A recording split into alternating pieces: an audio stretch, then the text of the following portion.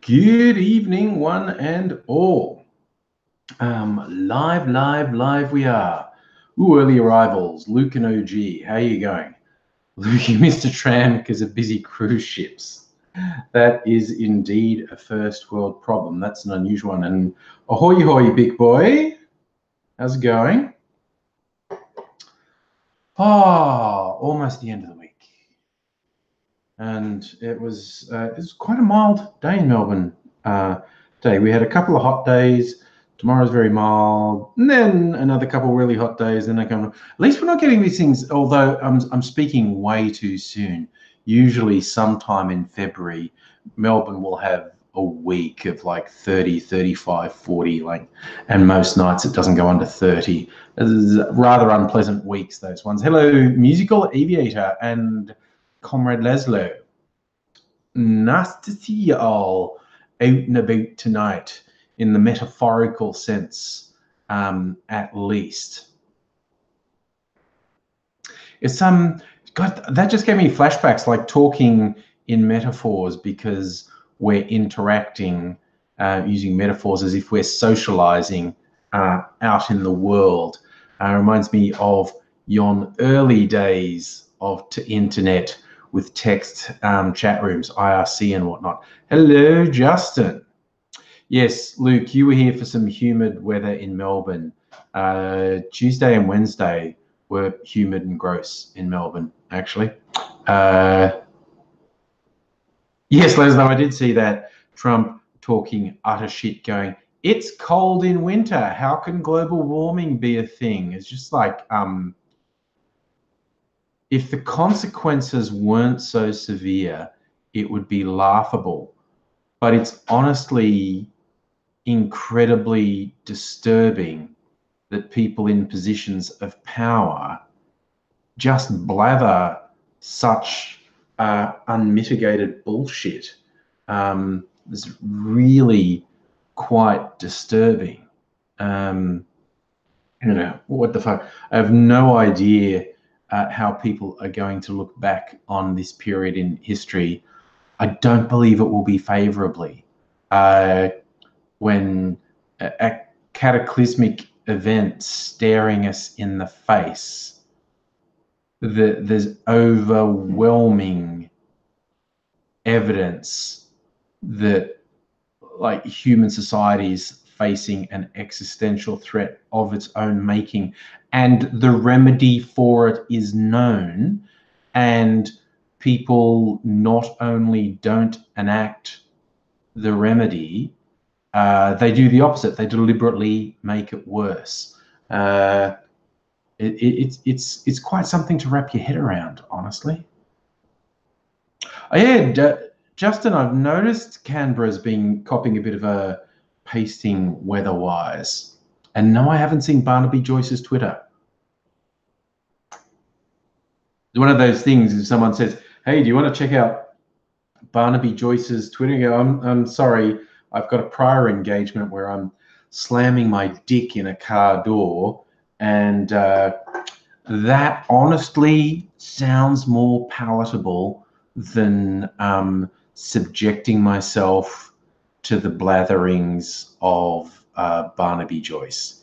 He's a horrible, horrible person, and he's copping a real backlash from his own party. It's truly something to behold. Petty Wallaby, hello. Oh, what ungodly hour is this for you up there in Canadian land? Yes. Oh, Leslie, no, Barnaby Joyce is not the Australian version of Trump. Barnaby Joyce is the Australian version of Jeff Sessions, except not as smart. 4 a.m. Petty Wallaby, oh my God. Luke, what did you think of the Melbourne Star? Everyone always makes fun of it, but I did see that you went on it. Did you enjoy the trip? Yes, Comrade Laszlo, he's worse. Yeah.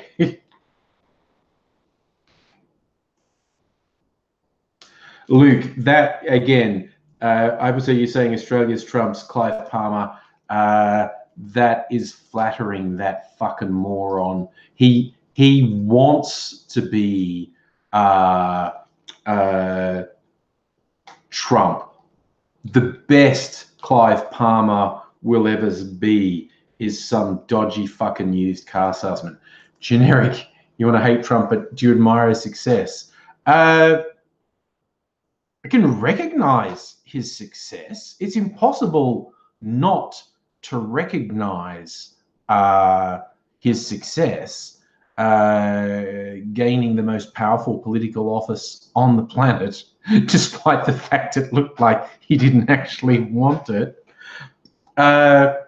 Yeah, if people say, it's come up before. People say, can I say something positive about Trump?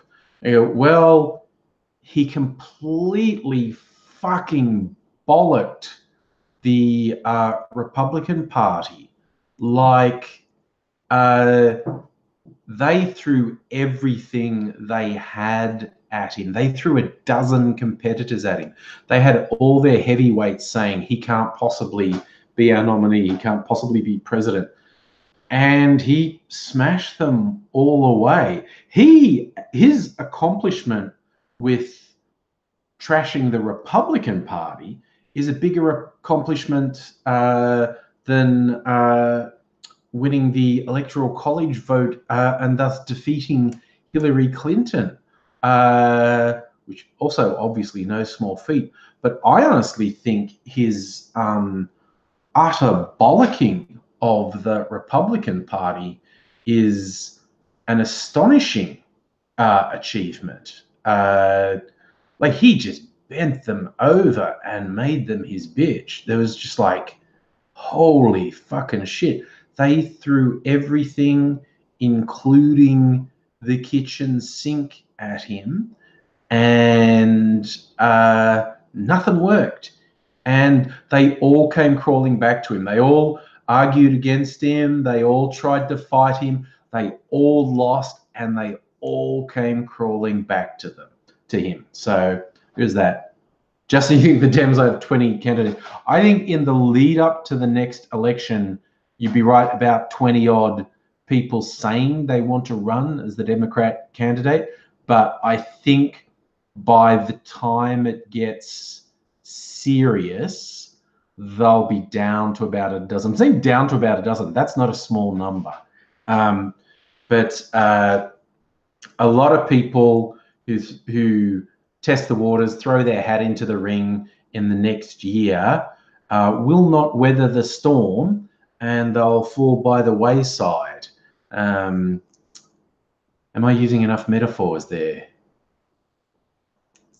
But yes, at this early stage, the Republican field is looking very crowded.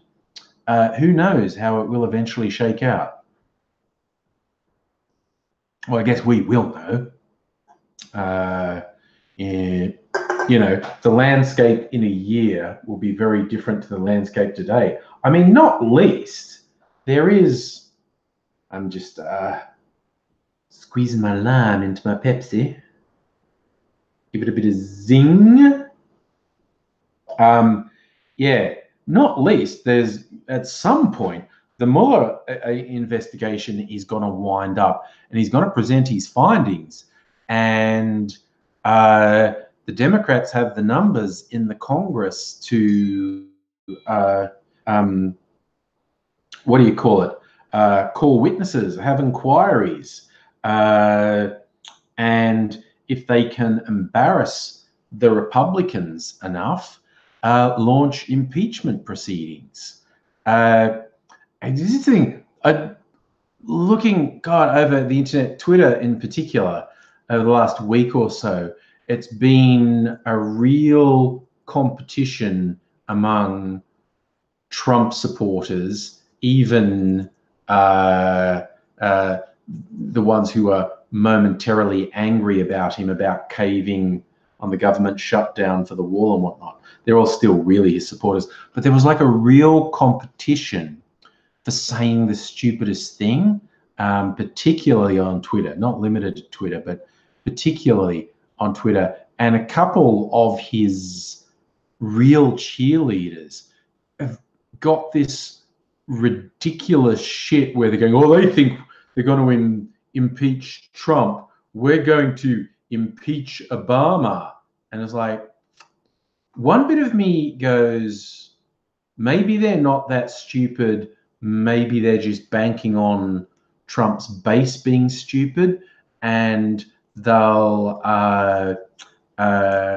come up with another meaningless catchphrase. But I honestly think the people in question are that stupid. They literally do not understand what impeachment means. That means being taken out of your current job. You can't retrospectively impeach a president. You could prosecute former president after the fact if they committed any crimes, but it's the ridiculousness of the things they say are so fucking meaningless. It's like, oh yeah, we should have action against Obama. It's like, for what, you fucking numpties? I mean, some of them are still birthers. Some of them are still going on about his Hawaiian birth certificate being fake, and they tie themselves into rhetorical knots because there's a piece in the Constitution, one of the amendments to the Constitution, that says the president has to be a natural born American, like not an immigrant, in other words. And the birthers for ages were asserting Obama wasn't born in Hawaii, he's born in Kenya, despite the utterly incontrovertible evidence that he's born in Hawaii. Anyone who says otherwise is a fucking moron. But now I've seen these dickhead birthers go, oh, because he was raised in other countries. And he had a lot of his upbringing was in Indonesia. Not all of it. Some of it was in America, some of it was in Indonesia. But then they're saying that because he went to school in Indonesia, he's not a natural born American. It's just like, you people are fucking morons. But even a lot of Trump opponents, they talk about impeachment. They don't know what it is.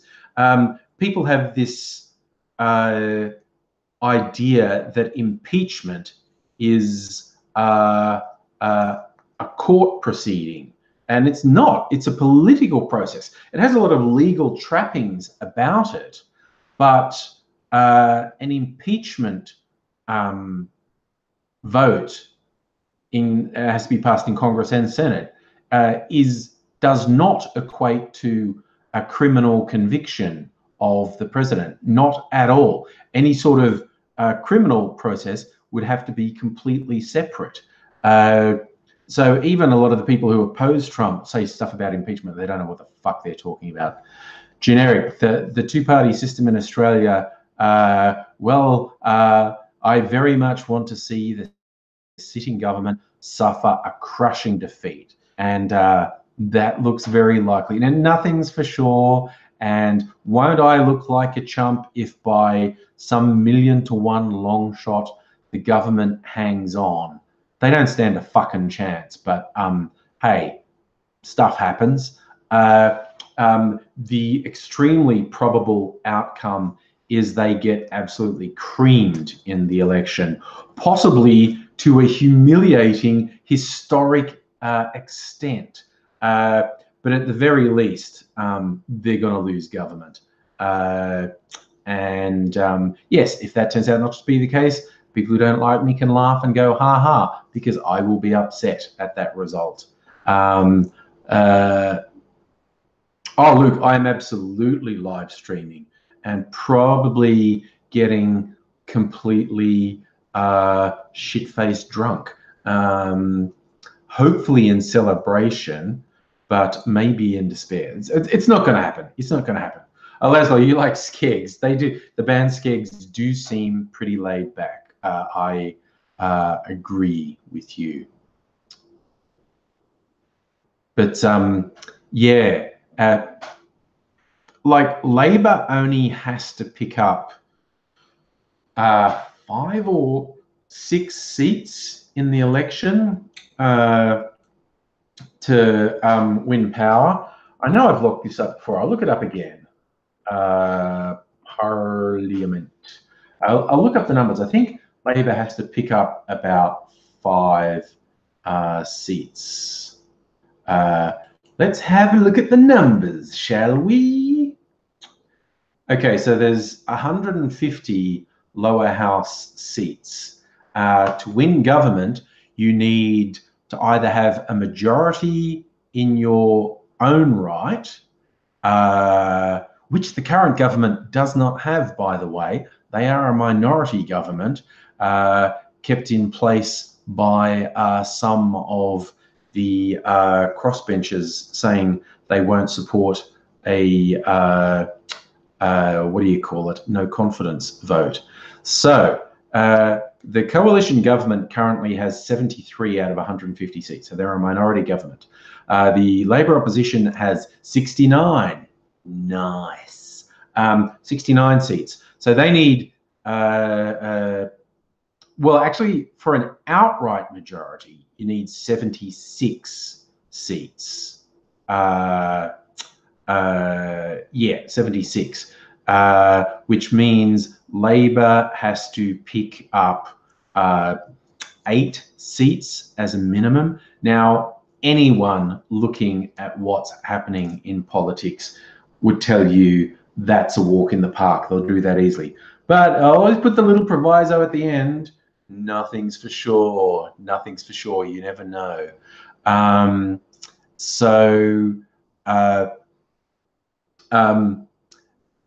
I think the most realistic predictions, and I've said this before, the most realistic predictions for the election is Labor picks up about 20 seats from the coalition. But the coalition will lose more than 20 seats. I reckon they'll lose several to independents. They won't just lose to Labor, they'll lose to independents.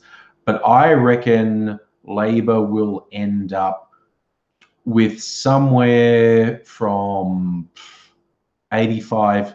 I reckon a conservative bet is that Labor end up with 85 to 90 seats out of the 150 seats. That's conservative. That's been thinking. Now, the more outlandish predictions that are absolutely possible, not likely, but the more outlandish predictions that Labor picks up 40 or more seats. So Labor ends up with over 100, maybe even over 110 out of the 150 seats. And the coalition getting smashed by Labor and independents goes down from 73 to under 30 seats. So that would be absolutely humiliating. It's not that likely, quite honestly. But like I said, the more likely is Labor picking up about 20 seats, but it could be an absolute bloodbath for the government. Oh yeah, Musical Aviator, Bill Shorten's, it's not just his current campaign, it has been his campaign ever since being opposition leader. He's not competed on anything with more depth than I'm not that guy. Yeah, what's that, Rodney? Oh yeah, we're talking about Murdoch will be super miffed because Bill Shorten's made the bold move of saying, I'm not going to have an audience with Rupert Murdoch, because that had been a traditional thing. And that's very clever because A, no matter how hard the Murdoch media tries to exert their usual influence, this government is fucking done. They're cooked. And I don't think you can turn anything in their favour. But Shorten snubbing good old Roops is going to increase his standing with a lot of people, make him seem more independent. So that was a pretty shrewd move on his part. Hello, Raylene. How are you? Generic. You reckon? I don't think Labor stands a chance in Warringah. An independent might. There's a lot of Conservative seats where the threat to the Liberal Party and the National Party in some seats is a Conservative independent. It isn't Labor. And hello, Miss Foxification. Oh, Comrade Laszlo, Mitt Romney's a piece of shit. I love the "my name is Reek" meme, because in the lead up to the presidential elections, Mitt Romney was one of the very loud voices saying Trump's disgusting and awful, and he can't possibly be the nominee, can't possibly be president. And then when Trump won the election, like all the other power-hungry pieces of shit, he sucked up to Trump, had dinner with Trump in the hope of getting a job in the White House. And in a good move, that was good for a laugh, Trump didn't give him a job, but he absolutely humiliated him, made Romney publicly crawl to him. And now Romney's publicly saying anti-Trump things. Fuck you, man. You're a fucking liar. You're full of shit. Romney has no credibility at all. Catherine, are we going to end up with a hung parliament? I would say almost definitely not. I was just going over the numbers, and Labor only has to pick up 7 seats to be a majority government. And there is almost no doubt they'll do that. Like the numbers, my prediction is Labor picking up about 20 seats. Some real gung-ho people are predicting an absolute bloodbath with Labor picking up 30 or 40 seats. But as promised, whenever the election happens, which is going to be sometime between March and May, we still don't know when it's actually going to be. Sometime between March and May, we'll have the election. And I promise I will do a live stream, almost certainly getting shit-faced drunk. So,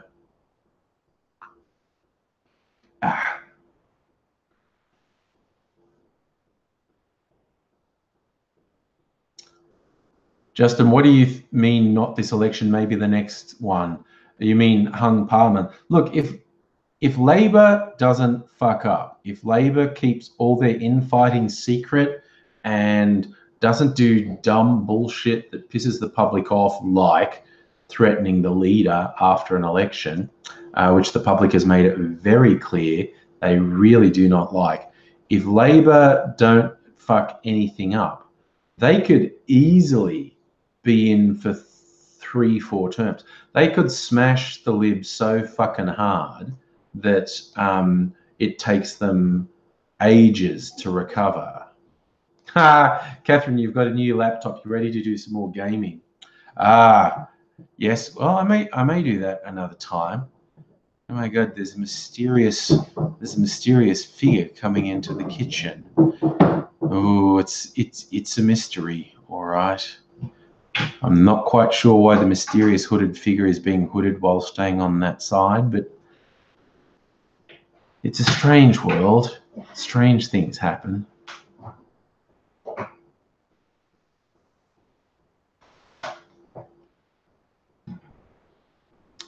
Miss Fox, you suspect the Libs might get nasty? The funny thing is, okay, this is what I think is the most likely outcome. We just had a period where over about 1 week, 3 government ministers resigned. Not 3 members of the government, 3 ministers. 3 of the senior people in the government resigned. They just said, no, they could see the writing on the wall. This coming election is going to be a humiliation, and they don't want to have to go through it, and so they're just resigning.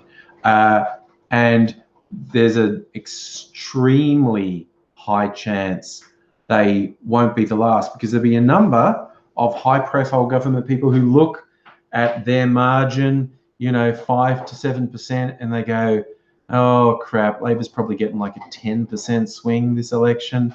And they just go, I don't want to go through with it. I'm done. I'm going to retire and get my parliamentary pension. I think if the Libs get nasty, they're probably going to get nasty on themselves. Like the recriminations, that's the mysterious figure in the kitchen. The recriminations after a humiliating defeat in the federal election, they'll spend a couple of years eating themselves just out of bitterness. So I think a lot of their nastiness is going to be inwardly focused. And hello, Chronic, how are you doing? Hey, Miss Foxification, if they have the ability to cause problems, they will. I just strongly suspect they won't be in a position to cause trouble. Let's hashtag. If you look at Australia long enough, start to see Middle Earth. Oh no! Oh my God, New Zealand! Like when I went to New Zealand for holidays, it was a few years ago. I know I didn't do any Middle Earth tours. I know you can, because a lot of the places created as locations are still there. Like I think you can visit Hobbiton. I didn't do a Lord of the Rings tour, but you could just be around in a few bits. Like we were camping, and there's this bit with all trees and whatnot. You're like, oh man, this looks like the sort of place where Black Riders would come out and get you. So yeah, New Zealand really is Middle Earth. It's amazing. So sorry, I thought Lindsay was going in. Yeah, New Zealand is absolutely Middle Earth. It's incredible when you're there how much it looks like it. Obviously, it looks like it because that's where they show the movies. But yes. Womp womp. So I got kicked out of Hobbiton for exceeding the height requirement. I wouldn't. I bet I'm under their height requirement. I am slightly exaggerating. Slightly. Not a tall man, though. Oh, yeah, Petty Wallaby. New Zealand is great. As I've said before, one thing my holiday to New Zealand taught me, New Zealand is the place to retreat to in the event of some apocalyptic event, because it's isolated, has an almost endless supply of fresh water coming from the glaciers. I mean, seriously, it wouldn't, even if it didn't rain there for 50 years, it would take that long for the glaciers to melt. So you'd have endless fresh water, and lots of dumb ground-dwelling animals there for food and fur for making clothing. So what am I drinking? This is just Pepsi. To be precise, Pepsi Max Vanilla. Yes, so interesting. Raylene, you reckon you'd pass the Hobbiton height requirement as well? Musical area, you stayed at cousins' places. When we went to Mrs. Angry, we actually hired a little, and I mean little, camper van, and just drove about and stopping at campgrounds. So we were there a couple of weeks, and every now and then, for a treat, would spend the night in a hotel. So.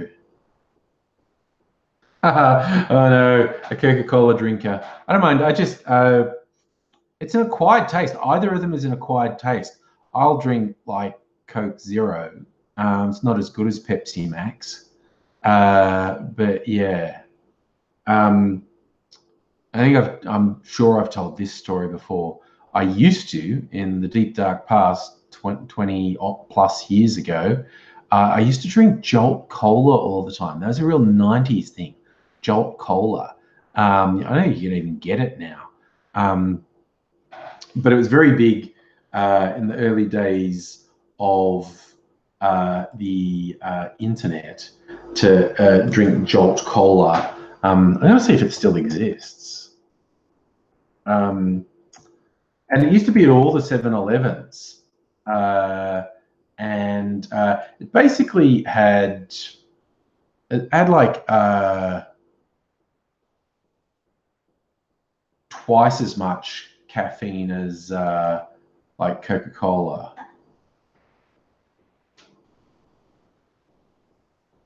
I think Jolt Cola has ceased to exist.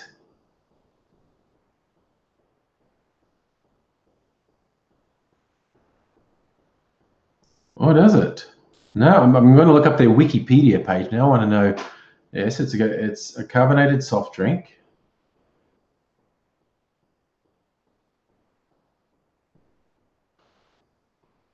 Oh, yes.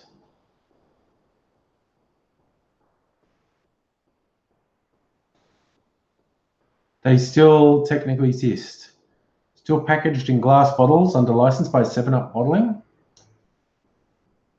I actually kept some of the things. Used to get these little glass Jolt Cola bottles where the logo was painted on rather than being a sticker. And I kept some of them. Sargon of Hash. Now, club soda is not just carbonated water. What you call club soda is what we call lemonade. That has sugar and some mild flavors in it. But yeah, so that quite Australians get confused in the US. If they order lemonade, they get something that's actually made with lemon juice as a very lemony flavor, and we don't know what club soda is. And yeah, if you tried to order club soda in Australia, you would just get weird looks. But if you ordered lemonade, expecting a very lemony thing, you'd be a bit surprised that you only got club soda. Cultural differences. That's the fun thing with countries that are very similar, like Australia and England and the US and Canada. When you come across little differences, they stand out and look huge. Yes, Arthur, what we call lemon squash, Americans call lemonade. And what we call lemonade, they call club soda. But yeah, the little differences make a big difference. So yeah, you can get sparkling grape juice here. I'm not a particular fan of it. I have to admit, well, I love American grape soda in stuff that's not really grape. You know, it's purple. It's purple sugar. Grape soda. I like me some grape soda and grape Kool-Aid. Pity Wallaby, coffee confused you. Do we really have different? I'm not a coffee drinker, so I don't pay that much attention to it. Do we really have different names for coffee? Do you not have like cappuccino and flat white and long black and espresso? Yeah, Justin, chips is now, but in Australia, chips is really random. Chips means crisps, potato chips in a bag. It means like shoestring French fries, and it means thick cut chips. And it's all those things. Oh, Pity Wallaby, you don't have flat white and long blacks. Okay, fair enough. So I can see we agree on one thing. The grape artificial flavor soda is great. I haven't been in the US for quite a few years now, but yeah, first couple of times I went, I would try. Oh, sorry, I'm just making my laptop jiggle. I would try just weird flavors of soda, weird candies and chocolates and chips and what stuff that you can't get in Australia. I go, oh, that's something that I've never seen before. I'll get that. I do that in England too. It's resulted because some of the independent beverage makers in the US have really fucking weird flavors. Like I did find like chili pepper flavored soft drink, and I tried some, and it seriously had fucking chili oil in it. Not great. I was not a fan. So what type of chips do I like?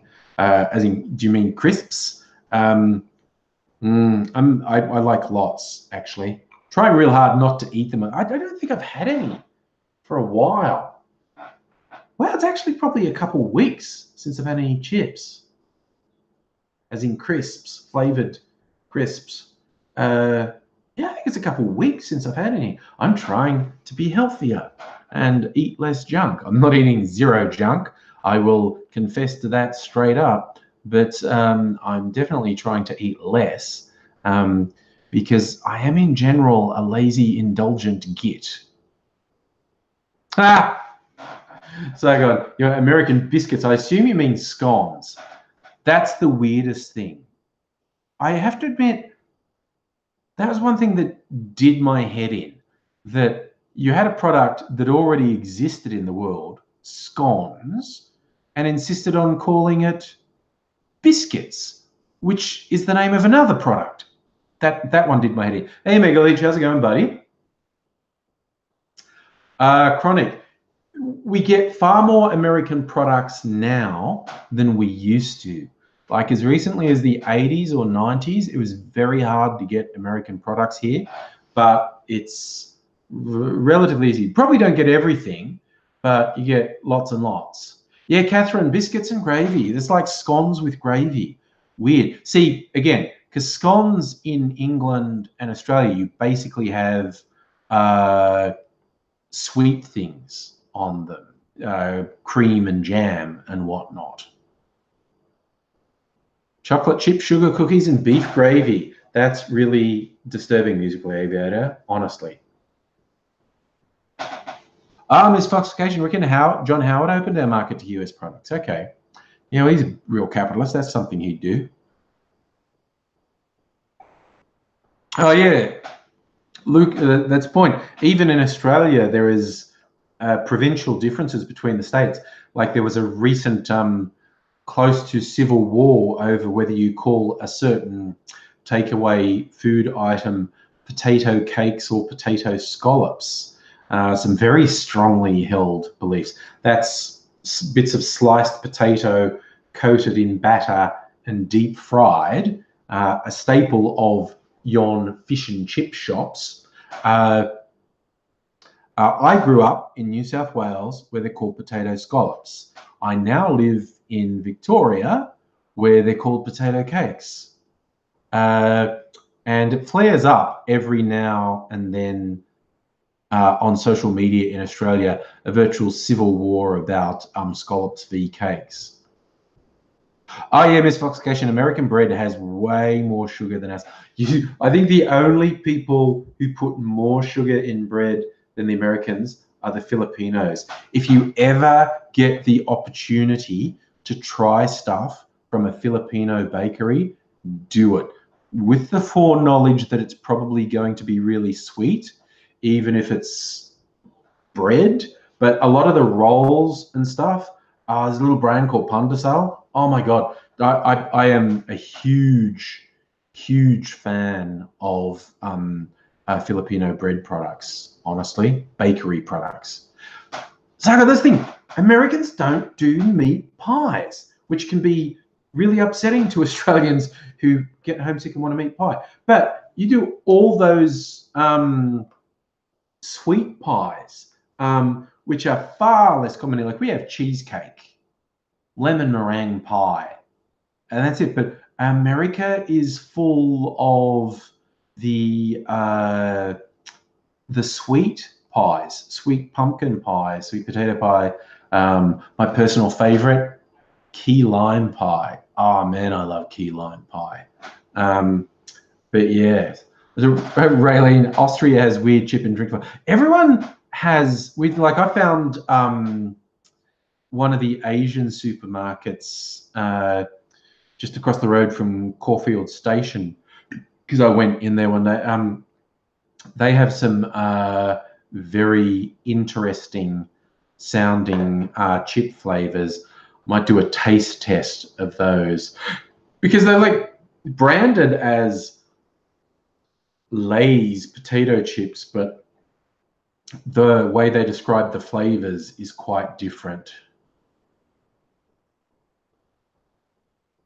Ah, Petit Wallaby, you have a meat pie in Canada, but it's a bit different. It doesn't have the gravy. Okay. I was like, you went to 3 American bakeries looking for sausage rolls.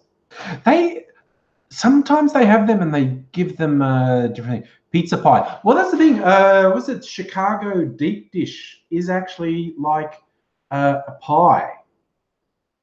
I've never had it. Kind of want to do it one day. But yeah, I've never had a Chicago deep dish pizza.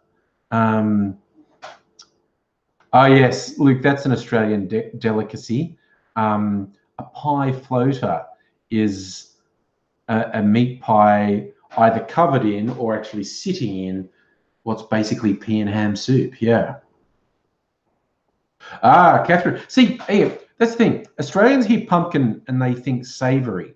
We'll do pumpkin soup as a savoury soup, or even pumpkin scones. They're still savoury. But Americans do pumpkin pie as a sweet pie. So Americans think us doing pumpkin soup as a savoury is super weird, and we think having pumpkin pie as a sweet pie is super weird. Oh, Raylene, you like the Madras curry chips in England. Nice. I love that we talk about such different topics. Tonight is food night on the live stream. We're all talking about international cuisine we like.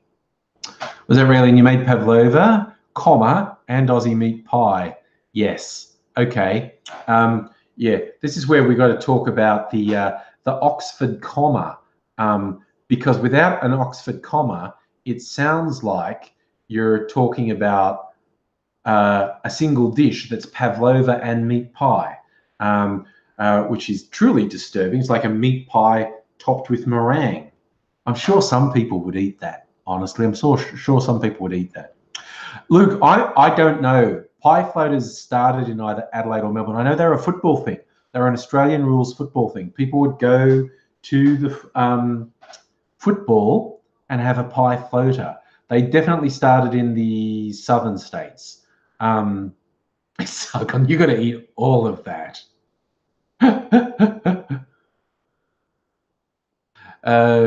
Yeah, the pie floater started in either South Australia or Victoria as a thing to have at the football. Very odd. It is I've had pie floaters and enjoyed them, but oh my God, Safa, Chico roll. Oh my God, Chico roll is the giant mutant cousin of the Asian spring roll or rice paper roll. Oh, what do Americans? They call it egg roll. I was so confused when I heard Americans talking about egg rolls. I assumed that was an egg in a roll, but they're like, no, that's just a spring roll, and I think egg is a reference to the pastry. It's an egg pastry or something. That really confused me. Connor Gideon was like beef for pies. Oh, speaking of wars, Raylene, you want to have a war over who invented the pavlova, Australians or New Zealanders? There is a lot of contention. I think it was New Zealanders, but there's a lot of contention about it. Ah, yes. Raylene, Yanks get confused over dim sim because also Yanks call, when they refer to dim sum, they mean yum cha. They mean the people bringing around all the different dishes. Like when I heard Yanks say dim sum, I thought they were just spelling dim sim differently. But no, when they say dim sum, they actually mean yum cha, which is all the different dishes being brought around in the steam things.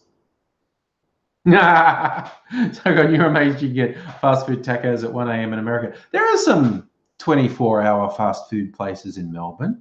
Not that many, but there are a couple. And I've never. And of course, there's although they're not as common anymore. But there was always the thing with the 24-hour kebab trucks that would be parked where all the drunk people are in Australia. Yes, it seems like a good idea at 3 a.m. when you're in a rather parlous, inebriated state, and you go, "Ooh, yeah, kebab. That sounds like a good idea." You're right, Luke. A lot of McDonald's are open 24 hours. That's right. I was actually thinking of non-shit food.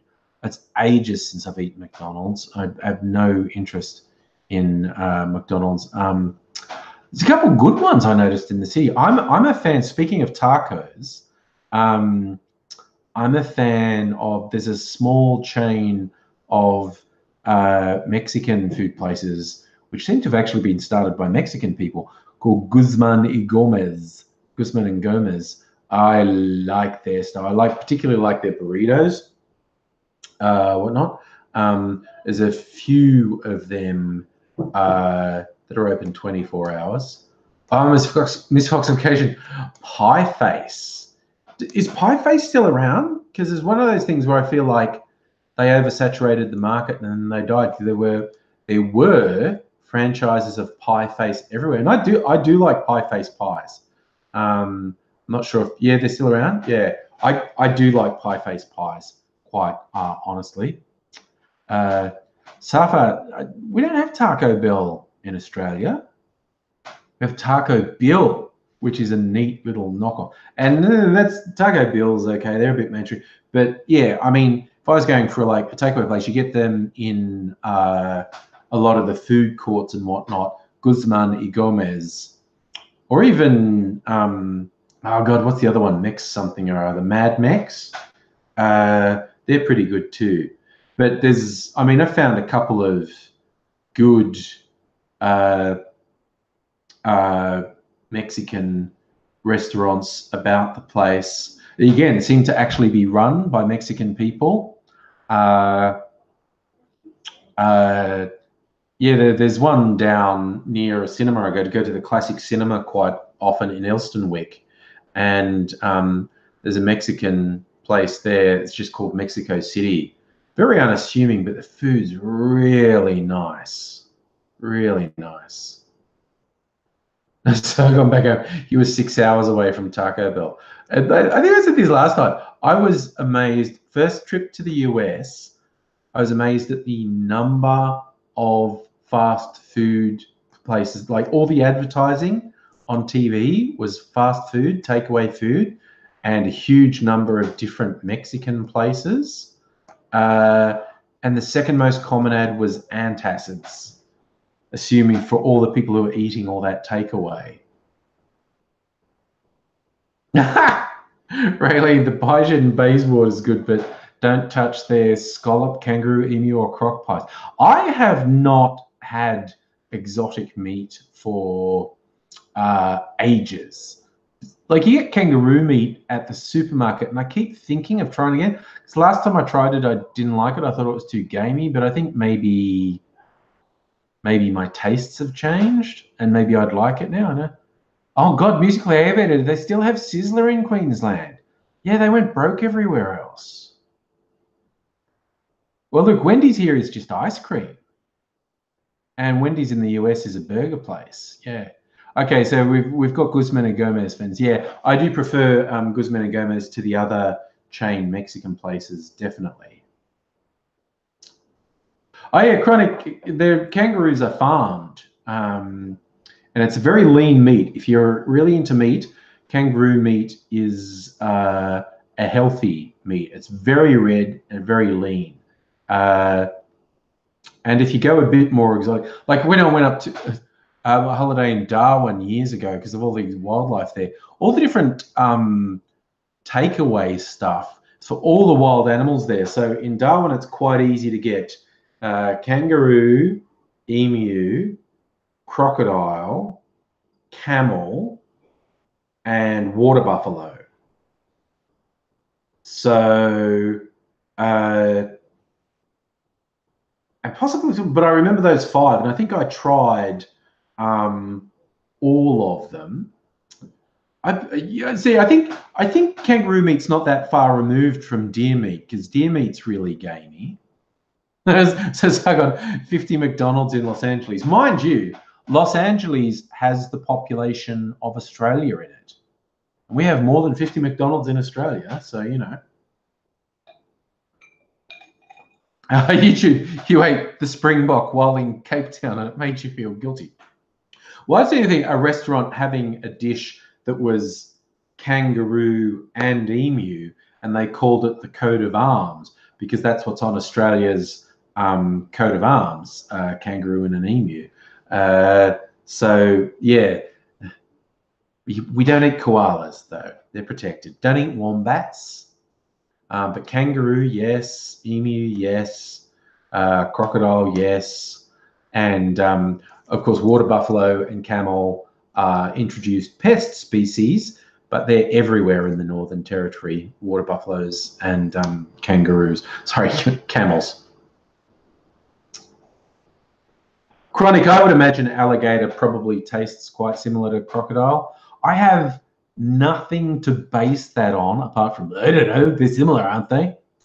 So have I had Bovril?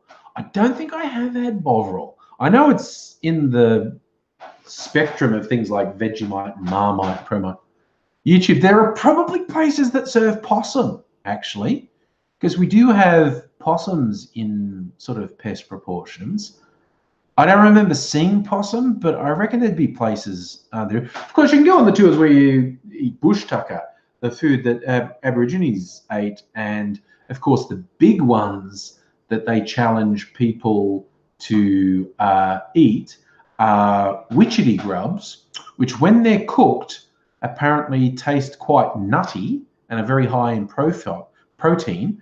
And another seasonal one is bogong moths, very big moths, and you cook them on coals as well. So if you do a bush tucker tour, who knows what they'll feed you. Hey, Adele. Oh, well, you're halfway through, Adele. It's not even halfway yet.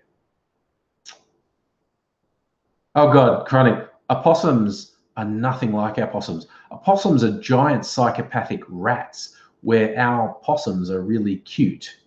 I know YouTube dugongs are definitely protected. Although, again, traditional landowners are allowed to hunt dugong and eat them, but I don't think you can feed it to tourists, I don't think. And you can find out all about drop bears with a simple Google search. Something all Australians have to learn about. Oh God, opossums are fucking awful. It's like we have all these really cute marsupials in Australia, and America has one marsupial, and it's this giant psychotic fucking rat. It's terrifying. It's yeah, the one marsupial you have in America, and it's awful. It's terrible. So I just saw YouTube asking you to eat rat. Well, rats aren't protected. If you want to catch and kill and eat a rat, no one's going to stop you. I mean, maybe they should, but no, I don't think you're allowed to sell rat meat just off the tin. Sorry, just musically here, dugongs. As we accidentally called the town of Dungog while talking to air traffic control.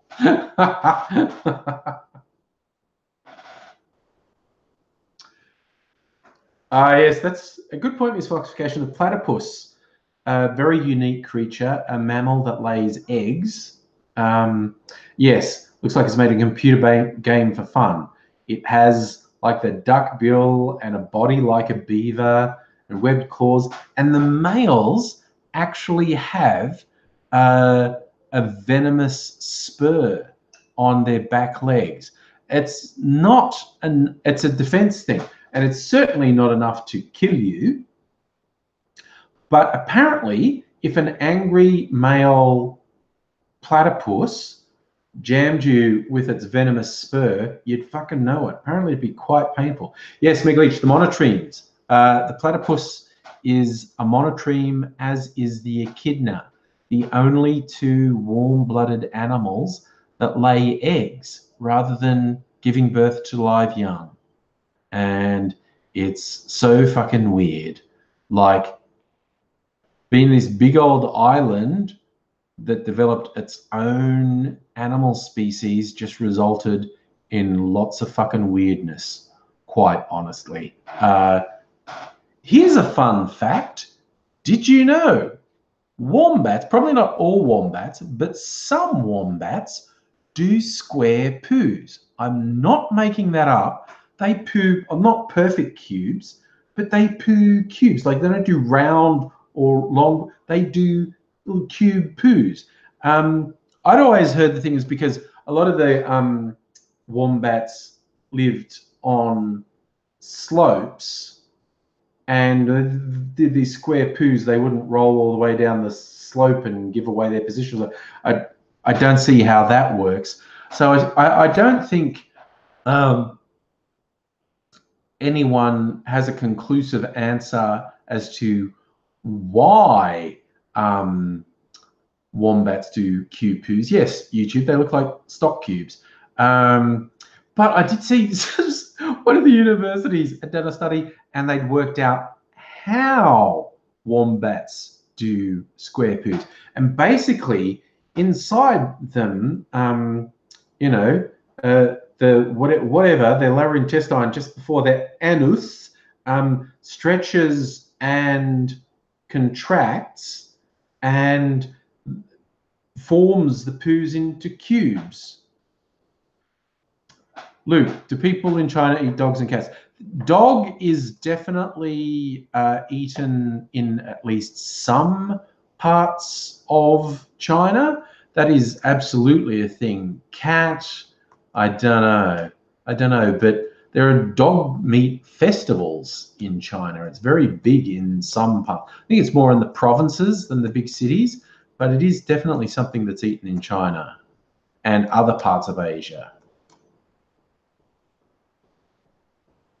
Yeah, music game, you're right. Just you sum up platypus. Venomous spurs, duckbill, lays egg, breastfeeds young. It's super fucking weird. Yeah, sorry, to say all Asians eat dogs and cats is not true, but dogs are definitely on the cuisine in some areas of Asia. But weird things like, particularly in Southeast Asia, bugs are very popular. You go to the markets in whole stretches of Southeast Asia, and you'll get sorts of crickets, grasshoppers, scorpions. Less common because they're harder to catch. The thing is spiders. But yeah, I reckon that's actually our future.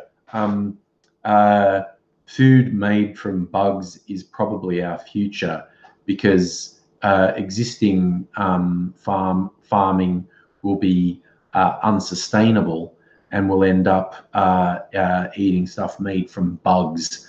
Because you'll be able to grind it up into a meal and form it into. Apparently, it's really tasty. If people can't psychologically just get around to eating fried bugs, there'll be big factory-made food items made out of ground-up bugs. So when you had a spider, but not in a mug, was that accidental? I think I've told this story before, but when my kids were quite young, I went with them on a school excursion to an insectorium. And the guy there loved his work. He loved telling kids creepy and gross bug stories. And one of the things, there are a few live ones there and lots of sort of mounted dead ones. And he had this like Malaysian tarantula, like it's this fucking big, it's huge. Was stuffed mounted one under glasses, absolutely fucking huge. And talked about how, because in the tropics in Malaysia, where these huge tarantulas are native, they people basically invite them into their house because they eat the other bugs and being the tropics, there are a lot of bugs. So they like to have these big spiders in their house because they'll eat quite a lot of bugs. But then the spider will get really fat from eating all the time. And when the spider gets to a certain size from eating all the bugs, they'll catch it and cook it up. Because for those who don't know, the arachnids, spiders, are more closely related to crabs than they are to, say, flies. Like people think, oh, you can always say it's not an insect, it's an arachnid, but it's an insect. Well, it's actually more closely related to crabs than it is to insects. And apparently tastes a bit like that too. And they can be quite, because these fucking tarantulas are so big, there can be quite a bit of meat on it. And because they have these huge fangs. So the story this guy told is after they cook up the spider, they break off these fangs and use them as toothpicks. And of course he says that and all the kids go, ew. You tell he loves making the kids do that. So he seemed to really enjoy his job, this guy. But yeah, apparently just grab the old tarantula and drop it in a... I think they fry them. I don't think they boil them. I think they fry, like flash fry them. And there's quite a lot of meat on a tarantula because they're a big fucking creature. And particularly if it's been in the house eating all the bugs, getting really well fed. He's going to eat a raw wild snail one day, intestinal worms the next. Yeah, eating raw things can be quite a dodgy thing to do.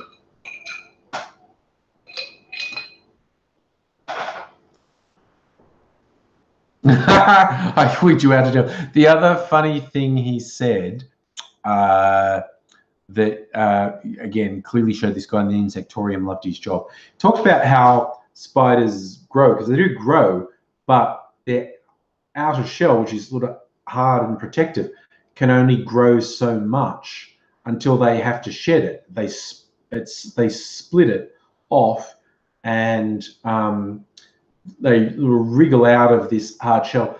And when they wriggle out of that, they're quite soft and vulnerable.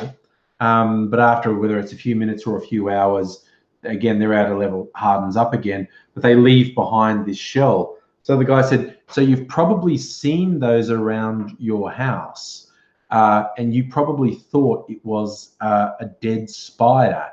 And he said, so next time you're cleaning up around the house and you see one of these exoskeletons, and if your parents say something about it being a dead spider, you go, no, that's not a dead spider. What that means is there's a bigger spider than that somewhere in the house. So yeah, sharing that little thing with the kids about how what you thought was a dead spider probably isn't. It's probably just evidence of a larger spider being somewhere in your house. Like, ugh. Misfoxification. I bet there are people swallowing tapeworms for weight loss. There's stupid shit said on the internet all the time. I was like, when you're going to say snake tastes better than spider, probably depends on the snake, because different snakes are very, very different. But yeah, I mean, you look at all the things that are popular bush type, all the lizards that I don't think you could convince me to eat lizard meat. Although again, you get something like a goanna or something, one of the big monitors, there's a lot of meat on them. But I don't think you could convince me to eat lizard meat. I'd be a bit wigged out by lizard meat or snake meat. It's not something I'm going to be super into. Again, it's just psychological. It's funny what gets into your head. That you go, this is good, this is bad, and it's completely arbitrary. There's no logic to it, but completely arbitrary things. A chronic hurricane rattlesnake. So I'm sure cooked snake tastes better than raw spider. I'm quite sure you are correct in that. This fox, yeah, a big huntsman will kill other spiders. You're right, yes. And that's one of the benefits of having a big huntsman, because they do eat a lot. They'll eat a lot of other bugs in your house. The only downside is them freaking you out because they're so fucking big.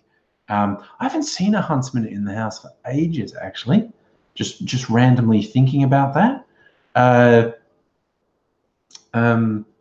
But yeah, that's a special bit of Australian fauna, the huntsman spider. Bloody hell. Oh god, music gravity, you had a huntsman, hit your ride driving home from Comics Lounge, date, bunch of girlfriends, yeah. A huntsman in a car is a bad thing because people freak out. Oh yes, after the fires in Tasmania, oh my god. Tasmania has just been fucking at the mercy of bushfires for a couple of weeks now. It's absolutely thing, and it could get worse. Apparently, they've got like 1 or 2 cooler days, and then it's going to get hot again. They're all freaking out. They haven't been able to get these fires under control, yeah, they're very bad. Oh, Dirk, I agree. The golden orb spinners, the spiders, can get very, very, very, very big. They also do awesome webs and freakishly strong webs. Walking into a golden orb spinner's web is really off-putting because it doesn't break, and you're like, and then you're worried, oh my god, there's a spider. Oh god, is it in my hair? So, but yeah, golden orb spinners, they have the completely different body type. You get a few different body types of spiders. Like huntsmen are kind of like tarantulas, not as bulky as tarantulas. They have the long hairy legs and the hairy bodies, and you get things like the fucking funnel webs and mouse spiders that are these fucking ugly, bulky, scary spiders. And then you get like your redback black widow with a really fat abdomen and long legs, and the orb spinners are kind of like that. They're more like that. They're slightly different, but they're the long, spindly legs with a fat thorax, and they can do really big, intricate webs that are very strong. And you can find some fun pictures of just how strong their webs are. I've seen pictures of orb spinners making a meal out of a small bird that got caught in their web and couldn't get out, and a snake that got caught in their web, because their webs are really strong. Okay, Dale, we've wigged you out too much with the spider talk. Enjoy The Good Place. The Good Place is good, definitely. That's true, Miss Foxification. Huntsmen don't make webs. They just run around. All right. Thanks for dropping by, Dirk. It was cool. I think, ooh, finish my drink. Do I have another Pepsi or should I make a cocktail? I'm making a cocktail the last couple of live streams. I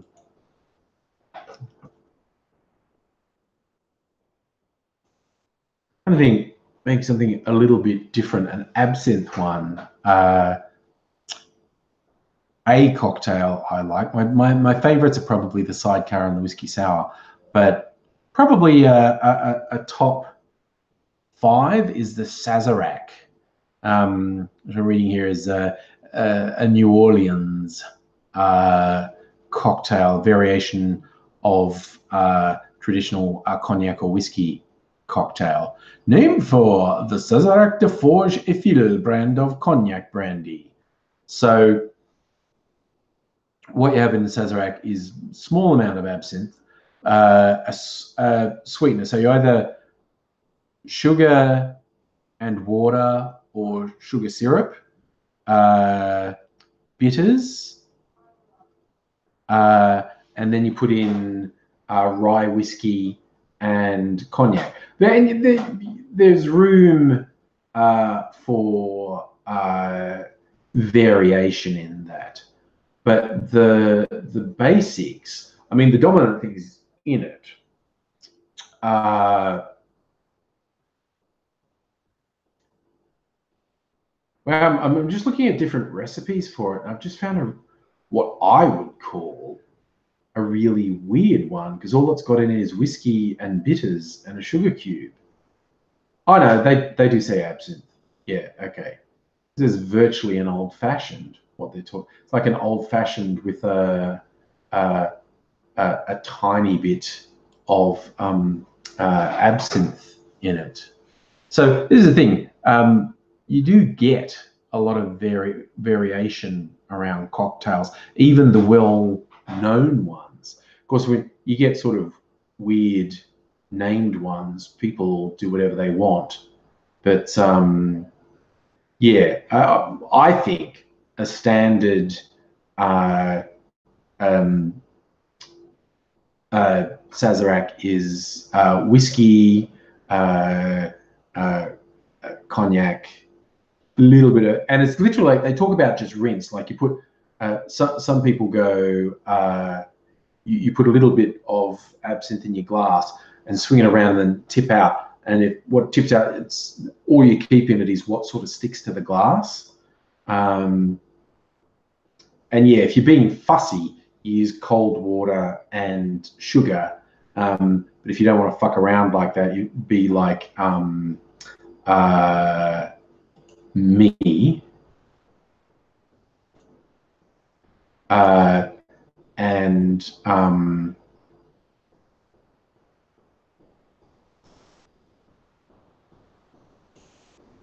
Sorry, I was looking at a website and it just went all fucking stupid. Yeah. And the website being stupid fucking threw me off completely. Yes. So yes, I might make a Sazerac, which is rye whiskey, cognac. I've got some brandy, not really cognac.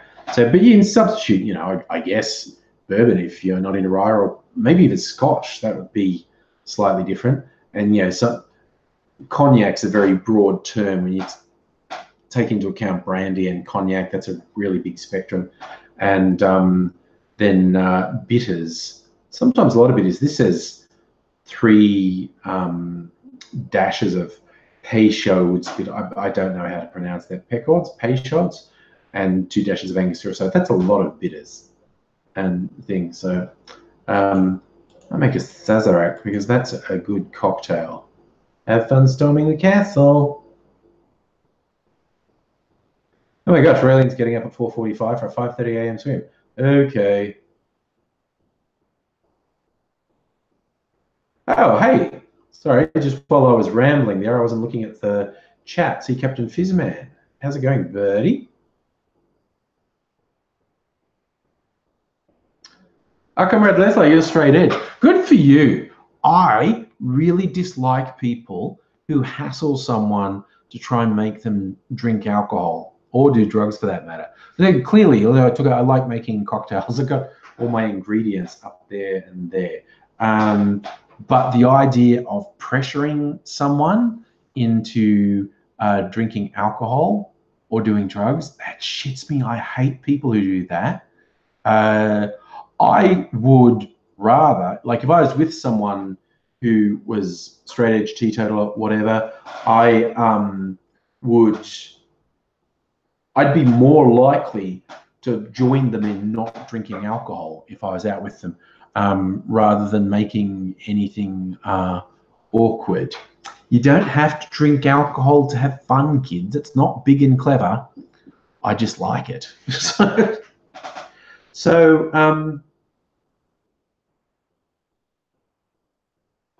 Mystery 9, you missed out on the food talk. As did you, Captain Fizzman. You come in hoping for some Harry Potter trivia. Oh, Keiko, you gutted you missed Harry Potter trivia. It's right here. We could do some Harry Potter. Could do, you know, I don't want to spend a huge amount of time. I could do 10 minutes of Harry Potter trivia. I think I need to get myself a drink if I'm going to do that. So oh, good, Penny Willoughby, you've got to stay up for 2 hours. Okay. Yes, see, Comrade, I say, when I was at college, I didn't drink at all. I didn't do drugs at all. And I was at a party college, a place that was renowned for alcohol and drug abuse, and I did not drink or do drugs at all. So I got to see everyone off their face. Half the time they assumed I was too, because I was just joining in on the fun. Some people didn't believe I never drank or did drugs because I was with them when they did, and they assumed I was because they were so out of it. But yeah, all right. Catherine is going to kick butt in the new laptop. All right, the challenge shot. I'm going to make a cocktail, and then we'll do a round of Harry Potter trivia. So I've got to get some ingredients. My rye whiskey,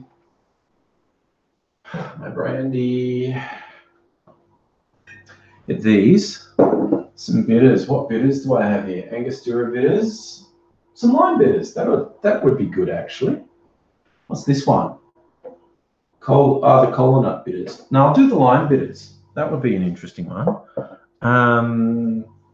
Sugar syrup. I'm going to bother with a lemon peel in there. All right. So now I need a cocktail shaker.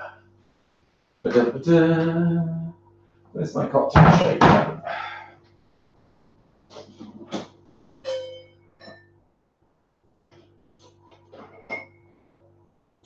Okay. Right. Got everything. All these. All right. I'm still here. I'm honestly still here. That's everything I want. Some ice. I'll get some ice. Get some ice.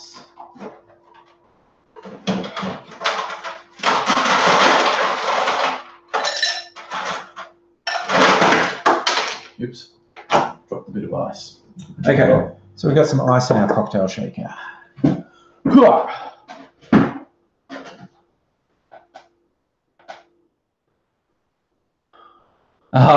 Misfoxification. Well, I'm going to be here. I don't know if anyone else is going to be in Melbourne and wants a drunken election night party, but I'm definitely going to.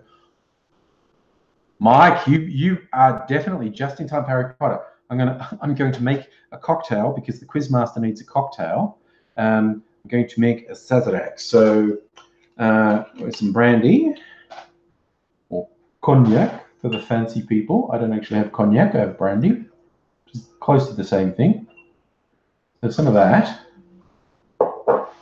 Dun, dun, dun. Oh, misfoxification. You don't want Harry Potter spoilers because you're just reading it. That's fair. I still haven't read it. I've only watched the movies. How bad is that, eh? Hey, purist? Some rye whiskey. Put that in. They're virtually the same colour, both very amber coloured. That in there. Absinthe. Where's my absinthe? Yeah. I was missing something. I'll just a dash of absinthe. Just a dash to get the flavour in there. Some of this sugar syrup. Be enough of that. And some bitters. Angostura bitters. And just for my own little spin on it, some lime bitters. Get that in there. All right. So this is not what you'd call a purist's Sazerac, but you're always allowed a bit of leeway with cocktails. Oh wait, I might have only been on top chat. I might have been missing some of the chat.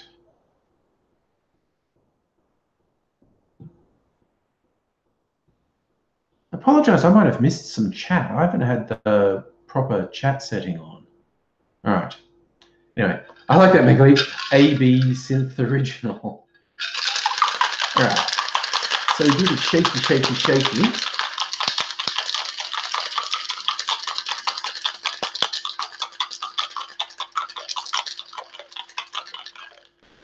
It also might not be traditional to shake a Sazerac. It might be a stirred one. can make a difference. But I shook mine, obviously, as you just saw. It's a nice color. Oh my God, it smells great.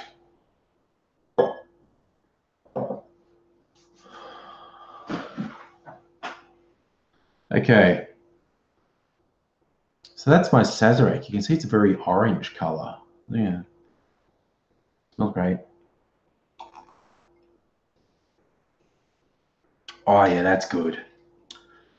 Ooh, yeah. It's a good cocktail. Has a whole range of flavors as you drink that, and that's got the absinthe and brandy and rye in it. It's really given it layers.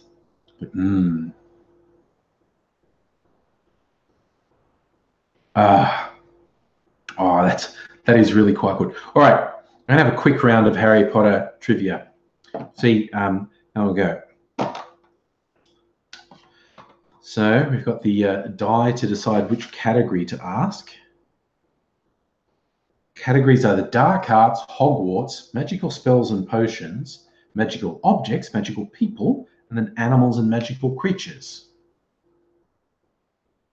Okay, so we'll see who knows their Harry Potter trivia now. So the pink one, which is magical spells and potions. Mark Tom, I have been good. If you've been here a long time, I would miss it. Oh, shit. You're saying you got your cancer result back in the school? Dude, that sucks. I hope I can provide a divert. There's like literally nothing to say. Wow, that sucks. Oh well. I will try and provide a little diversion. That is literally all I can do. I'm not going to talk in any platitudes or whatever, but hey, a bit of a diversion, hopefully. Okay, so pink. What is the incantation for the memory charm that backfires on Professor Lockhart in the Chamber of Secrets? Famously played by Kenneth Branagh. So the name of the incantation for the memory charm. And Captain Fizzman gets in first with Obliviate. And then everyone jumps in. Catherine, Laszlo, you're right. But Captain Fizzman got in first. See, Keiko, this is deadly stuff here with this Harry Potter trivia. So people are very serious about it. Give them a little round. So if I do the next round, what's another pink one? Another spell one. Okay. So what spell performed by Harry is the cause of his disciplinary hearing in the Ministry of Magic? Harry casts a spell. He ends up fronting the Ministry of Magic. What was the spell he performed that resulted in him being put in front of the Ministry of Magic for a disciplinary hearing? For doing magic in the presence of muggles. And Megaleech gets in first that time with the Patronus. Yes, he cast the Patronus charm.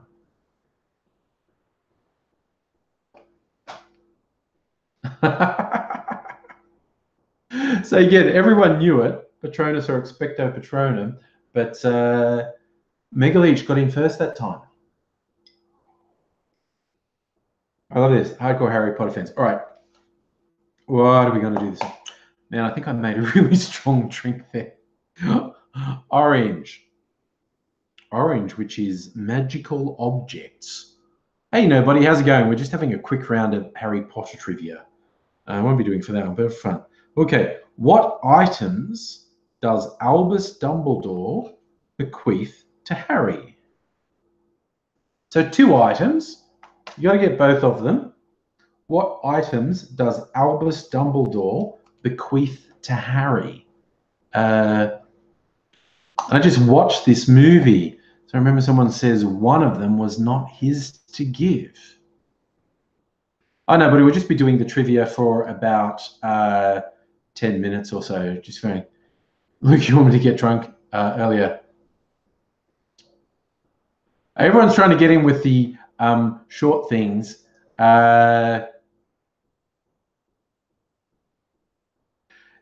Catherine was the first one to actually say the sword of Gryffindor. A few people got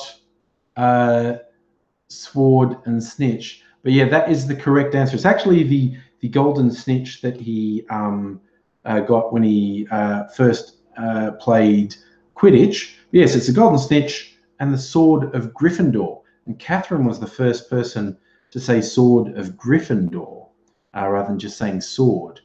So I'm going to give that to Catherine. Very even start there.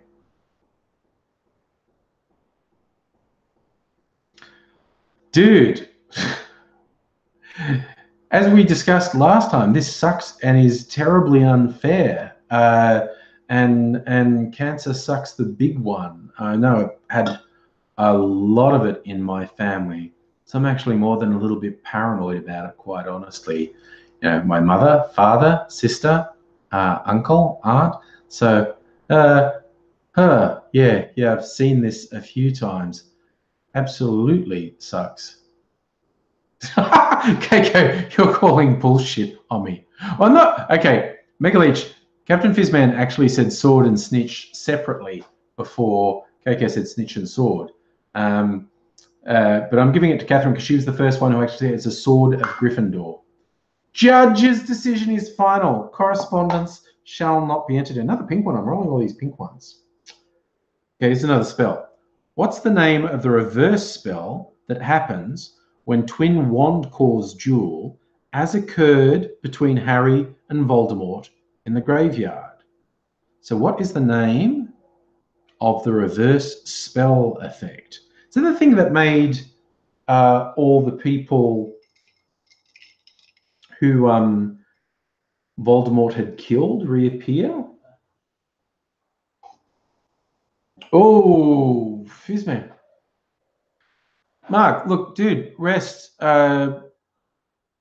Really good to hear from you. Really sucks that it's not good news. But yeah, dude, honestly, any diversion that I've been able to provide, I'm really happy.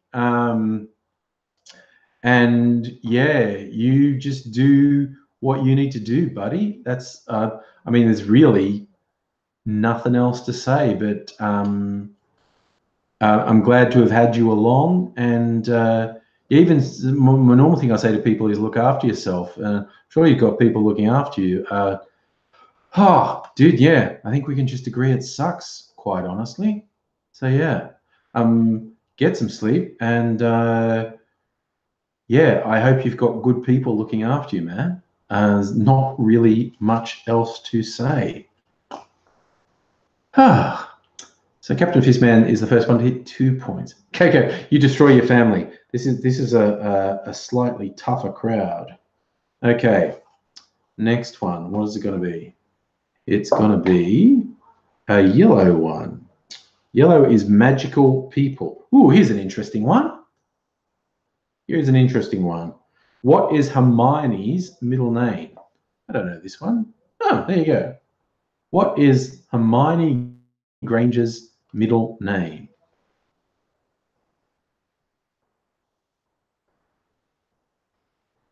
Let's see, who's the real fan? I think this is a real fan one. Oh, and Captain Fizzman just beat Catherine Hall. Like on my screen, there was like a second between. And Keiko also got right, but you were just a tiny bit slow. Jean, Captain Fizzman gets that one as well. All right. I keep rolling pink. I'm sick of, okay, green. I'm doing a green one. Who or what rescues Harry and Ron from Aragog's children in the Forbidden Forest? Yeah, this is the scene that's really not for arachnophobes, when all the giant spiders come out. Aragog's children gonna eat Harry and Ron. Who or what rescues them? Comrade Laszlo, you had the first answer. Sadly incorrect. It's not a centaur. Catherine, yes, it was the car. It was the car. Catherine got in first. Yes, it's actually the Weasley's flying car. And I think you're right, Captain Fizzman. It is a Ford Anglia. Keiko, you're going to bow out to Captain Fizzman, but Cat's just behind him. I'm going to see, I'm going to make this who gets to 5 first. Cap Fizzman's on 3, Megaleech on 1, Cat on 2. We'll see who gets to 5 first.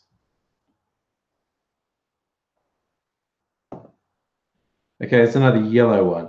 Who saves Harry from drowning in the frozen lake in the Forest of Dean? Oh, yeah, I knew this one.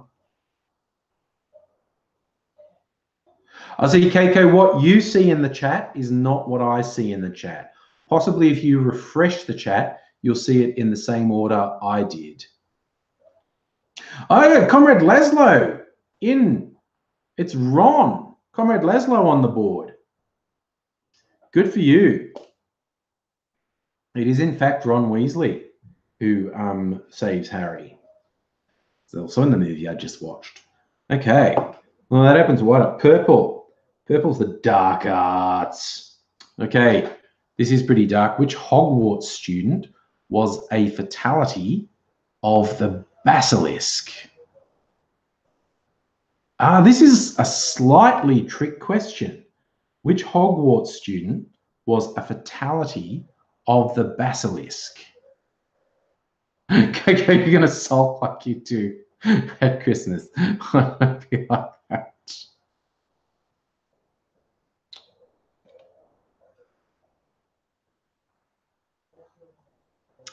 Megaleech, she got in first with Myrtle, Moaning Myrtle.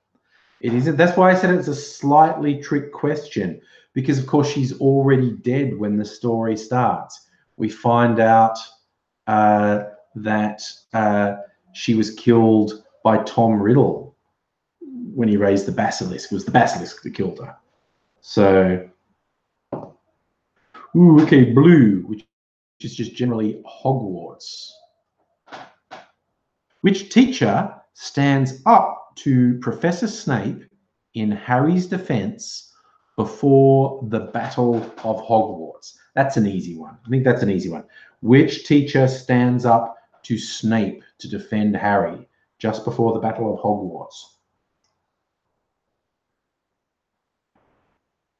Oh, man, that's a good drink. All right. Ooh, Megaleech gets in as well. McGonagall. Which now brings you level with Captain Fizzman, 3 each. Catherine on 2 and Conrad on 1.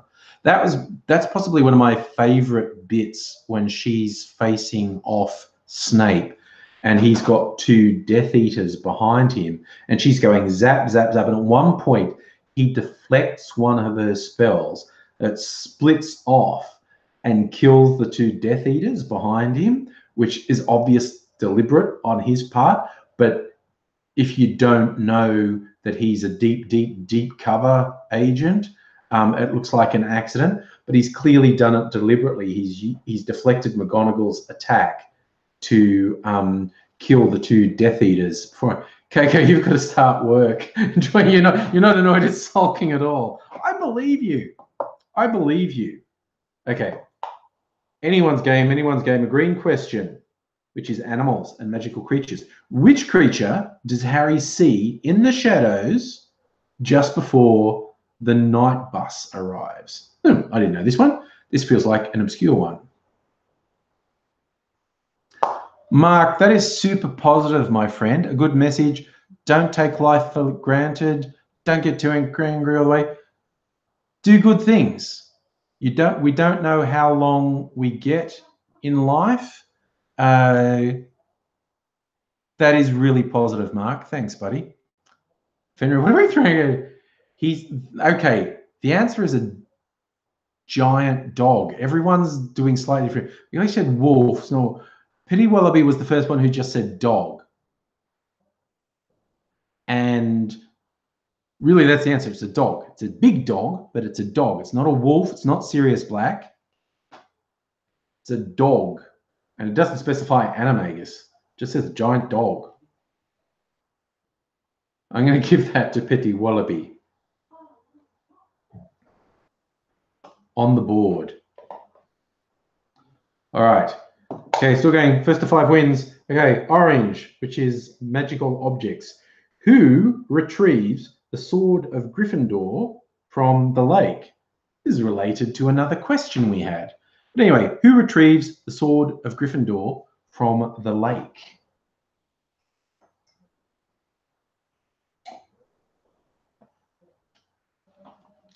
I'm sure people will know this. Okay.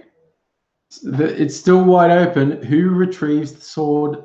Who physically retrieves the sword of Gryffindor from the lake?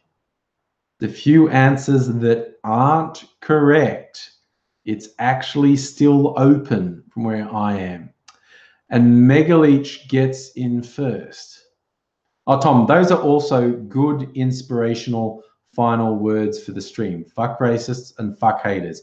You're a fucking legend, dude. You're an absolute fucking legend. Yes, Ron, we had the question before. Ron rescued Harry from the lake, but Harry got the sword. Ron rescued Harry, so Harry wouldn't have got out without Ron's help. But it's Harry who rescued. Megaleech is in the lead. 4. Oh my God, Megaleech, no pressure. But if you get one more right, you win. Because I'm just going first to 5. Captain Fizzman's on 3. Catherine's on 2.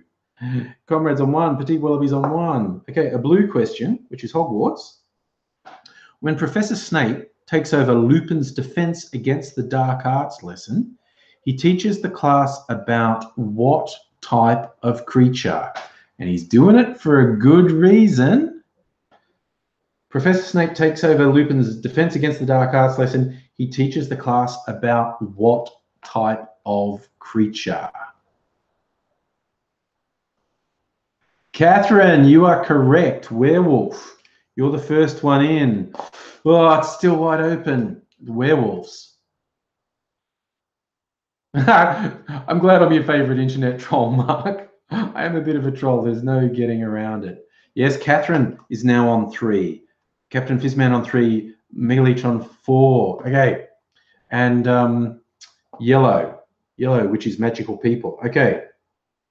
Okay. This is one for the fans. What is the name of Harry's second son? Really? That's his second son. Okay. What is the name? And you've got to have first and middle name. First and middle name of Harry's second son. First person to get in the first and second name of Harry's second son. Fizzman, you just put Albus, and then you're also the first to come in with Albus Severus. That puts Captain Fizzman on 4. Oh my God, this I don't want to hype it up too much, but this is pretty exciting. 2 of you on 4. Okay, this could be it. This could be it. It might all be decided this one with an orange question, which is magical objects. How does Harry catch his first snitch? How does Harry catch his first snitch? This is a comparatively easy one. This is going to be who is the fastest to put it, I think. I think even casuals, filthy casuals like me might know how Harry catches his first snitch. And Megaleech got it. It's the mouth. It was in his mouth. And that makes Megaleech first one. See, Captain Fizzman and Petty Wallaby both said swallowed it. Technically, no, he didn't swallow it. It's in his mouth, but he doesn't swallow it. But you all basically knew what it was. Yes, it went in his mouth. But that puts Megaleech as the first to 5. Hurrah! You're Harry Potter champion tonight. Oh. Winner, winner, chicken dinner. 1 for the mighty Taz. Oh. I did. No, I don't have enough time to go first to 10 Captain Fitness. See, not everyone. There's like 5 of you who are super into it. 5 or 6 of you are super into it, but not everyone's into it. So, but that was pretty exciting, going first to 5. We'd swapped a few times. I did see someone suggest do some Simpsons trivia at some point, which would be a good one. I still got this 20 questions thing, and I'll admit I'm actually super disappointed by this 20 questions. It's not as good as I remember. It's not as good as my flying saucer one I used to use, and I used to have a Simpsons 20 questions as well, which was quite good. And it was quite old, so it was like classic Simpsons. It was like it had stuff from like the first dozen to 15 seasons. I don't remember how long ago I got it, but probably at least 10 years ago. Nobody was watching. Dude, there's Aidsy and I did commentary tracks for all the Harry Potter movies. This is years ago when we used to sit and watch movies and do commentary tracks with the idea that you could watch the movie with us and have our commentary track running. And we did some very weird movies. We did some very weird sicko Japanese movies, but we did all the Harry Potter movies. And one of them, I forget which one, but we did the Harry Potter drinking game, which is a very dangerous drinking game where you take a drink every time someone says Harry Potter. Not when they say Harry, not when they say Potter, but when they say Harry Potter. And people say that a lot. I don't think we had really strong drinks. Like, I don't think they were cocktails or really strong drinks. I think it was like cider. And a drink didn't mean knock the glass back. A drink was, okay, have a drink. You get really drunk doing the Harry Potter drinking game because people say Harry Potter a lot. They say it an awful lot. Catherine, are the commentary tracks still available? They're all still there. You have to search my channel for them. Like, go into my, okay, I'm going to do an experiment here. I'm going to go into my videos, going to my channel, and I'm going to search under videos. So I'm going to go, okay, AngryAussie, Harry Potter. Search AngryAussie Harry Potter. Oh, there's our trivia one. Yeah, and you see there's Chamber of Secrets, Philosopher's Stone, Prisoner of Azkaban, Deathly Hallows Part 1, Goblet of Fire, Half-Blood Prince, Deathly Hallows. They're all there. Order of the Phoenix. So all you have to do is search AngryAussie and Harry Potter. You also find some other quite weird videos there about Harry Potter made by Australian YouTubers.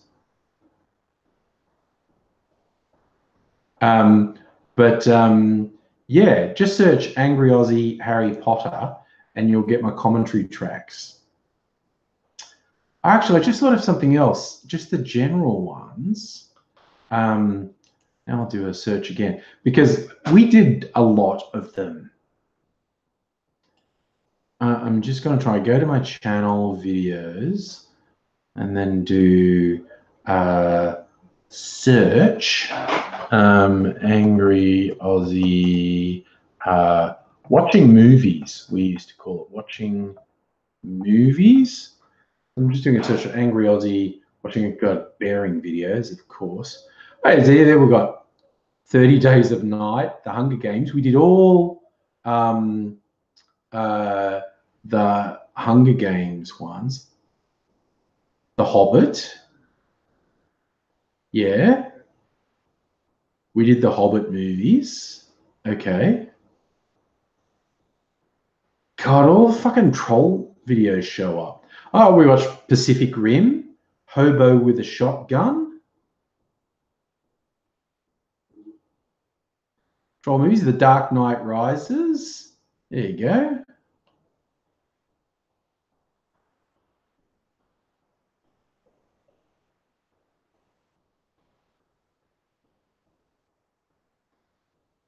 God, it's weird how fucking obsessed bearing is with me. Like all the bearing videos are showing up under this. Oh, we watched Battle Royale as well. And Dread, the Dread movie. There's some good ones. There's some good commentary tracks. Mad Max Fury Road, I think we did.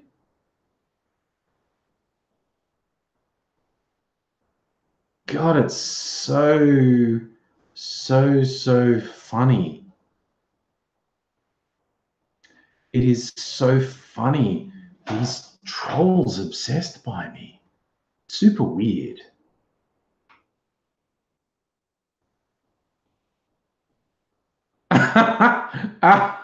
Nobody. Sorry, just what you said. You used as an excuse for drinking your friend's wine glasses were leaking. That's pretty good.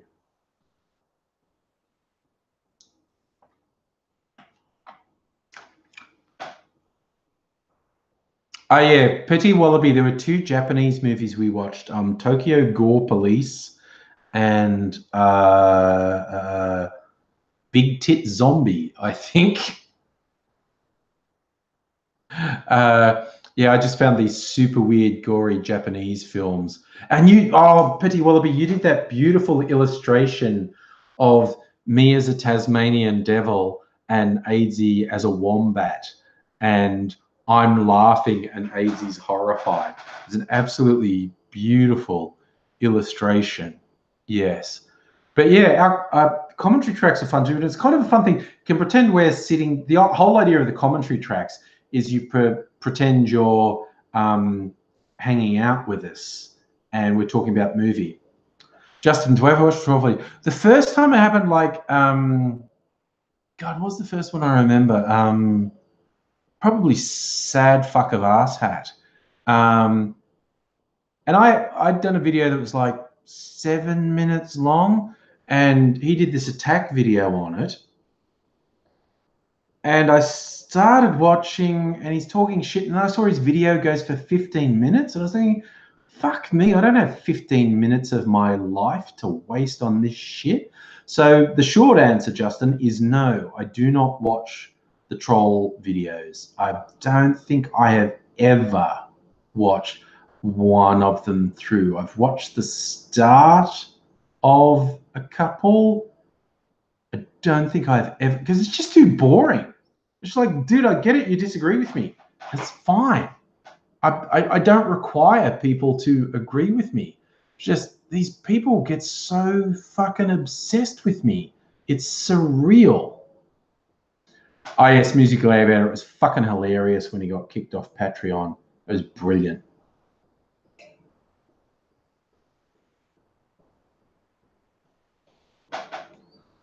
Oh, nobody is. This guy's, he's obsessed. It's really quite strange. But yeah, there is this weird, I swear to God, there's a fucking cottage industry of weirdo right-wingers obsessed with me making attack videos. And I think it annoys them more that I don't respond to them, which is fun, which guarantees that I don't respond to them because they get frustrated that I don't. But also it's just, I just find them too boring.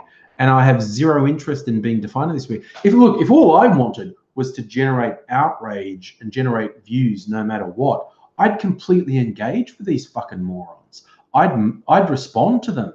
I'd make personal attacks on them. But I'm just not interested. I do YouTube for fun. I'm not obsessed about how many people I can get to watch my videos. There's no way I'm letting these fucking losers define who I am and what I do. So I just ignore them. like responding to them would be a really easy way to generate lots of views and get lots of notoriety and whatnot. But I'm just not interested. I just don't care. And Catherine, it would absolutely be a shitstorm. Like, fucking sad fuck did actually, and it's really funny. Like, you get one of them does an attack video, and these other desperate little ones who want to be noticed sort of latch onto it as well. But yeah, I get one of these fuckheads does an attack video on me, and then I have to deal with all their fucking drooling, sycophantic followers. But on the plus side, it identifies who I want to sort of block out of my life. So I'm glad they stick their ugly little heads up, because then I can just block them. And I have to admit, it's super fun. Like, because they want to do the thumbs down and what's not. So I just disable the ratings on the video, and they get super upset. They get super upset. And it's so funny. It's like, dudes, well, the fact that me taking that away from you upsets you, that guarantees going, oh, Megaleech, I absolutely get what you're saying. People say, oh, you don't ignore the response. People ask in a live stream, if people ask me a question, I'm going to answer it. But I don't make a actually, it's not strictly speaking true.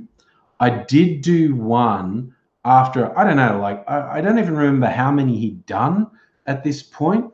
But Bearing had done 4 or 5 or 6 attack videos on me, and I hadn't responded to any of them. I thought, I've made this joking one with Aidsy, like he was a stalker, like he was sexually obsessed with me. That was the only explanation for him going on and on when I never responded to him, that he's desperately wanting me to pay attention to him because he's obsessed with me. And I was like, sorry, dude, flattering, but I don't swing that way.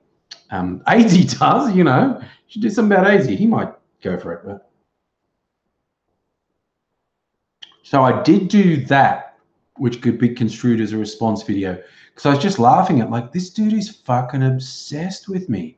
What is it? And I tell you, the one who had a legitimate reason for going against me, and it's weird because it wasn't what I expected. I never expected to be on his radar.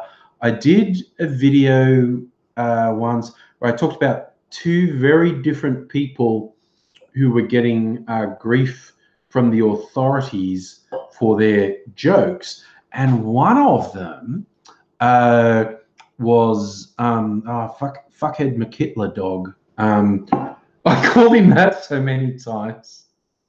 I forget his actual username, Count Dankula. And it wasn't a call out, it wasn't an attack. Because I actually said he got prosecuted and convicted for anti-Semitism for a YouTube video. And I made a point of saying I thought charging him, prosecuting him was fucking ridiculous. Not that he's not a shithead, but what he did, the idea of prosecuting him for what he did, I found ridiculous. And the conviction was absolutely fucking ridiculous.